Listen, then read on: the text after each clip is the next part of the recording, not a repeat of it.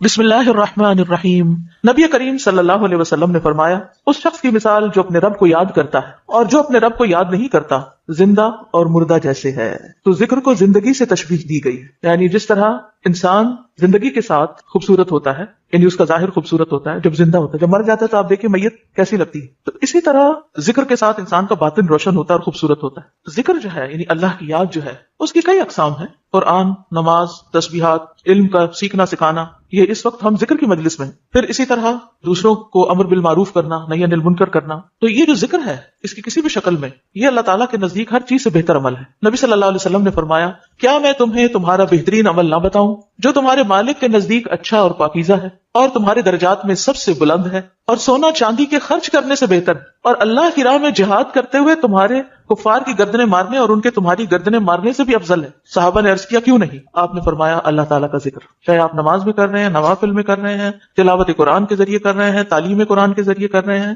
تسبیحات کے ذریعے کر رہے ہیں، درود شریف پڑھ رہے ہیں، کسی بھی طرح کھڑے بیٹھے لیٹے چلتے پھرتے، فارمل وے میں، انفارمل وے میں، اونچے یعنی جہرن اور سرن، جس شکل میں بھی آپ اللہ کو یاد کرتے ہیں تو اس کی اتنی زیادہ فضیلت، بہت افضل عمل ہے۔ اور اس کے برعکس کیا ہوتا ہے؟ اللہ تعالیٰ سے غافل ہو جانا، بھول جانا، اور وہ عموماً کب ہوتا ہے؟ جب ہم دنیا میں خوب محو ہو جاتے ہیں۔ اسی طرح رسول اللہ صلی اللہ علیہ وسلم نے فرمایا، بہترین عمل یہ ہے کہ جب تم دنیا سے رخصت ہو تو تمہاری زبان اللہ کے ذکر سے تر ہو، اور یہ اسی وقت ہو سکتا ہے جب ہمیں ہر حالت میں ذکر کرنے کی عادت ہو، یعنی ذکر چوں ہی چھوٹے تو ہمیں کمی سی محسوس ہونے لگے کہ کچھ رہ گیا ہے، کچھ چھوٹ گیا میرے ہاتھ سے، کچھ نکل گیا ہے، کچھ کمی سی ہے، وہ خلا، وہ خالی پن فوراً محسوس کر لیں۔ ہم ذکر کرنے والے سب سے آگے آگے ہوں گے۔ رسول اللہ صلی اللہ علیہ وسلم نے فرمایا، مفردون سبقت لے گئے۔ صحابہ نے پوچھا، اللہ کے رسول مفردون کون ہے؟ آپ نے فرمایا، اللہ کا بہت ذکر کرنے والے مرد اور ذکر کرنے والی عورتیں۔ ذکر کی حالت میں مسلسل اللہ تعالیٰ کا ساتھ ملتا ہے، اللہ کا قرب نصیب ہوتا ہے۔ اللہ تعالیٰ فرماتے ہیں، میں اپنے بندے کے ساتھ ہوں جب تک وہ مجھے یاد کرتا ہے اور میری یاد میں اپنے دونوں ہونٹ ہلاتا ہے۔ پھر شیطانی حملوں سے بچاؤ کا مضبوط قلعہ ہے۔ یحییٰ علیہ السلام نے بنی اسرائیل کو خطاب کیا اور اس میں ایک بات یہ کہی کہ بندہ جب تک اللہ کے ذکر میں مصروف رہتا ہے تو شیطان کے حملوں سے محفوظ ایک مضبوط قلعے میں ہوتا ہے، یعنی دشمن سے بچا ہوا ہوتا ہے۔ پھر جنت کے باغیچے ہیں ذکر کی مجلسیں، جیسے یہ مجلس ہے۔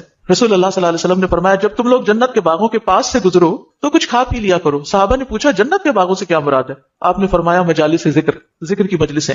قیامت کے دن سب سے زیادہ قابل رشک لوگ کون ہوں گے؟ جن کے چہروں کی سفیدی دیکھنے والوں کو ڈھانپ لے گی۔ وہ انبیاء و شہداء نہیں ہوں گے، لیکن ان کے اللہ کے قریب ہونے کی وجہ سے انبیاء و شہداء ان پہ رشک کریں گے۔ عرض کیا کہ اللہ کے رسول، یہ کون لوگ ہوں گے جن پہ انبیاء و شہداء رشک کریں گے؟ فرمایا، یہ مختلف قبیلوں کا مجموعہ ہے، مختلف قبیلوں، مختلف بیک گراؤنڈ سے آئے ہوئے لوگ ہیں جو اللہ کے ذکر پہ جمع ہوتے ہیں اور عمدہ کلام کو اس طرح چن چن کر لیتے ہیں جیسے کھجور کھانے والا عمدہ کھجوریں چن چن کے لیتا ہے۔ تو مجھے اس حدیث کو پڑھتے ہوئے آپ لوگوں کا خیال آتا ہے کہ علم کی مجلس میں سے جو اہم اہم نکتے ہیں وہ آپ اپنے پاس محفوظ کرتے جاتے ہیں، کچھ باتیں دل میں یاد ہیں اور کچھ قلم سے یعنی نوٹ بک میں نوٹ کرتے جا رہے ہیں۔ تو ایسی مجلسیں جو ہیں وہ انسان کے لیے بہت بڑی نعمت ہے۔ تو ذکر نہ کرنا باعث حسرت ہے۔ یاد رکھیے، جب میں ذکر کا لفظ بولتی ہوں نا تو ذکر کی ساری اقسام ذہن میں لایا کریں، کیونکہ ہمارے ہاں ذکر صرف اللہ ہو کرنے کا نام بن گیا ہے۔ ذکر کی مجلس کیا ہے؟ جس میں سارے لوگ بیٹھ کے اندھیرا کر دیں اور پھر وہ اس انداز میں ذکر کریں کہ سارے ایک نعرے کی شکل میں اور مل کے کوئی آوازیں بلند کریں۔ صحابہ سے ایسے کوئی طریقے منقول نہیں ہے۔ وہاں صحابہ کرام نبی صلی اللہ علیہ وسلم کی مجالس میں جو بیٹھ کے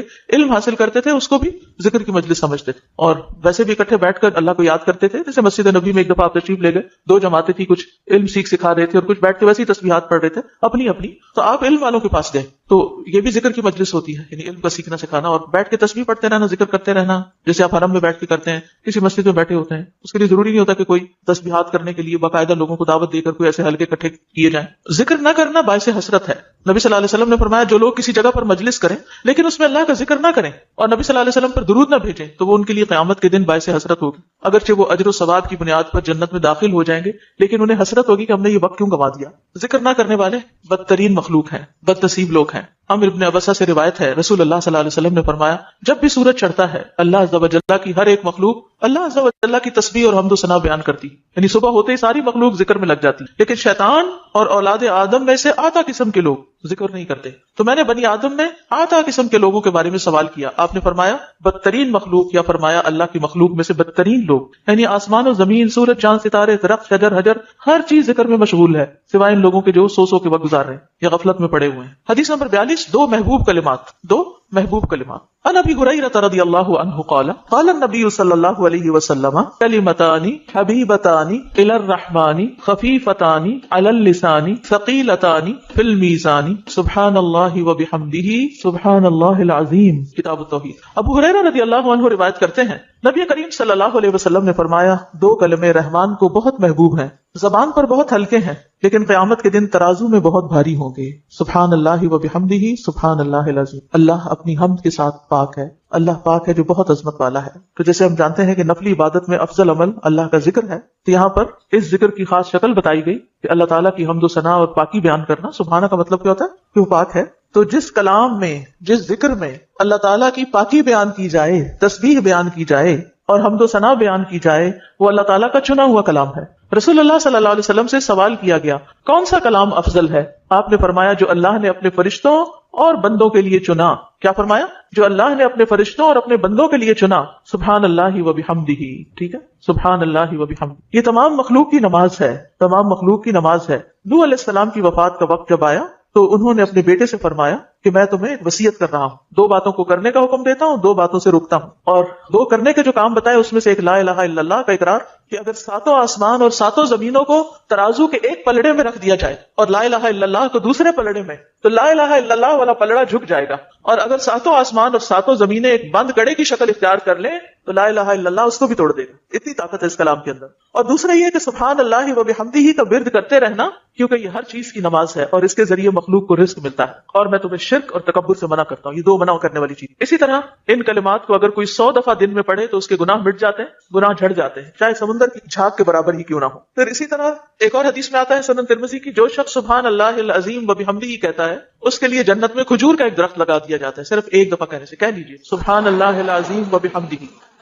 اللہ کے راستے میں سونا خرچ کرنے سے بہتر ہے. رسول اللہ صلی اللہ علیہ وسلم نے فرمایا جو رات سے خوف کھائے، اکیلا ہونے کی وجہ سے یا ویسے اس کو اندھیرے کا فوبیا ہو، کہ جو رات سے خوف کھائے کہ وہ اس کو پریشان کرے گی، یا مال خرچ کرنے سے بخل کرے کہ دینے کو دل نہ چاہے، یا دشمن سے مقابلہ کرنے سے ڈرے، تو وہ اس قول کی کثرت کر دے سبحان اللہ وبحمدہ سبحان اللہ وبحمدہ. کیونکہ یہ اللہ کے نزدیک سونے کا پہاڑ اللہ کے راستے میں خرچ کرنے سے زیادہ محبوب. ہم میں سے کس کی وسعت ہے کہ سونے کا پہاڑ اللہ کے راستے میں خرچ کرے؟ نہیں کر سکتے. تو اس لیے اس کلمے کو ہی زیادہ سے زیادہ پڑھ لینا چاہیے. اسی طرح سبحان اللہ، لا الہ الا اللہ، الحمدللہ، یہ کلمات عرش کے ارد گرد چکر لگاتے ہیں اور ان کی بھنبھناہٹ ہوتی ہے شہد کی مکھیوں کی بھنبھناہٹ کی طرح، اور وہ اپنے ذکر کرنے والے کی اللہ کے ہاں یاد دلاتے ہیں. تو آپ نے فرمایا کیا تم میں سے کوئی یہ پسند نہیں کرتا کہ اس کے لیے کوئی ایسا ہو جو ہمیشہ اللہ کے ہاں اس کی یاد دلائی جاتے رہے؟ یعنی کوئی ایسا طریقہ ہو کہ ہمیشہ عرش کے ارد گرد آپ کا ذکر ہوتا رہے. قیامت کے دن بھی یہ انسان کا بچاؤ کریں گے، یعنی جہنم سے بچانے کے لیے سبحان اللہ والحمدللہ ولا الہ الا اللہ واللہ اکبر. پھر اہل جنت کا ذکر کیا ہوگا؟ ان کے سانس کے ساتھ ان کو تسبیح و تحمید سکھا دی جائے گی کہ بولنا بھی نہیں پڑے گا، سانس لیں گے اور سانس کے ساتھ اللہ کا ذکر جاری ہو جائے گا.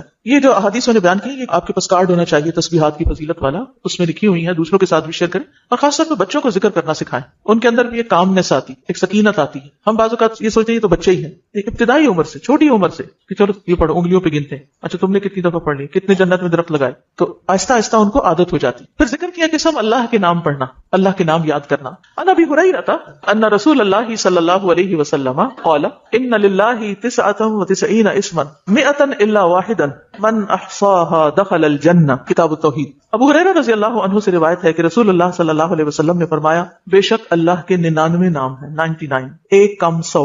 جو شخص ان سب کو محفوظ رکھے گا، یاد کر لے گا، وہ جنت میں داخل ہوگا. من احصاها، تو احصاء سے مراد ان کو گننا، ان کے معنی پہچاننا، ان کے تقاضے کے مطابق عمل کرنا.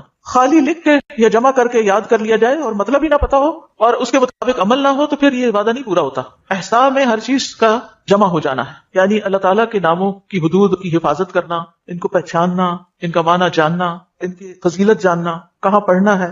امام ابن قیم کہتے ہیں کہ اللہ کے اسماء کو گن کر محفوظ کرنے کے کچھ مراتب ہیں. بندہ جب ان ناموں کو یاد کر لیتا ہے تو وہ جنت میں داخل ہو جاتا ہے، اور یہی اس کی سعادت اور نجات اور فلاح کا مرکز ہے. وہ کہتے ہیں پہلا مرتبہ ان کے الفاظ کو گننا اور شمار کرنا، دوسرا مرتبہ ان کے معنی اور مدلول کو سمجھنا، تیسرا مرتبہ ان کے ساتھ دعا مانگنا. قرآن میں آتا ہے نا وَلِلَّهِ الْأَسْمَاءُ الْحُسْنَى فَادْعُوهُ بِهَا، اور اللہ ہی کے لیے ہے اچھے اچھے نام، بس تم اس کو ان کے ساتھ پکارو، اللہ کے نام لے کے. جیسے یا حی یا قیوم، یا اللہ، یا رب، یا رحمان، یا رحیم، یا کریم، یا ذی الجلال والاکرام، اور باقی بھی اسی طرح. پھر ہے دعا مانگنے کے 2 مرتبے ہیں. نمبر 1 دعا العبادہ، یعنی اللہ کی تعریف ان ناموں کے ساتھ کرنا. ہمارا رب رحیم ہے، کریم ہے، تو یہ تعریف عبادت کی دعا ہوتی ہے، دعا العبادہ کہتے ہیں اس کو. اور دوسرا ہے دعا المسئلہ، طلب اور مانگنے کی دعا، کہ ان ناموں کے ساتھ پکار کے اللہ کو پھر سوال کرنا. اور اسماء حسنہ کے ساتھ، یہ نہیں کہ اپنی طرف سے اللہ تعالیٰ کا کوئی نام بنا کے اور پھر اس سے دعا کرنا، یا موجود، یا ذات، یا شیء، اس طرح کی باتیں نہیں، بلکہ اللہ کے جو پراپر نام قرآن و سنت سے ثابت ہیں